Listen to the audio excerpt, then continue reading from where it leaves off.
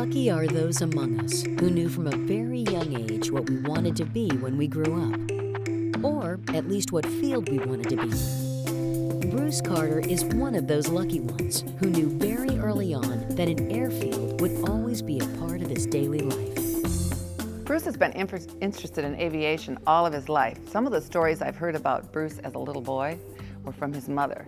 He's always been quite an active sort. If you know Bruce, he's enthusiastic and tenacious, especially if he wants something.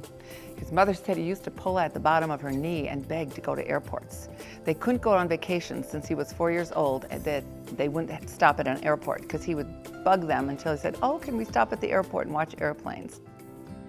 Bruce Carter started his aviation career in 1975 as a fueler for a fixed-based operator, then became a charter pilot in Mankato, Minnesota. He then decided he wanted to become an air traffic controller, graduating at the top of his class from the FAA Academy in Oklahoma City in 1978. Bruce's controller career ended abruptly in 1981 when President Reagan fired all the controllers following the PATCO strike. So he and his wife, Faith, purchased an FBO in Clarion, Iowa, until he became the operations manager at Waterloo Airport in 1984 and airport director there in 1986. Bruce's next move was to the state of Illinois, first as the director of Capitol Airport in Springfield, then to Peoria. He and Faith formed many strong relationships during these early years in the state, including one with current DOT Secretary Ray LaHood, a member of Congress at the time who worked with Bruce on the planning of a new airport terminal in Peoria. The visionary that I believe Bruce Carter has been in aviation, not just for Peoria, but as the leader of AAAE and someone who has really stepped up and made sure that aviation was the safest that it could possibly be. Many of those relationships were, understandably, with his colleagues in the airport industry. I first met Bruce and Faith in 1989. Bruce and I were airport managers in Illinois. Although he's 30 years my senior, I think of him as a father figure. Now Faith, who's a lot younger and a lot taller, I think of her as more of a second cousin. We socialized, we golfed, we had a lot of fun, and things started to change.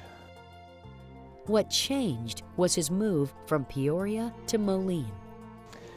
He got this job in the Quad Cities.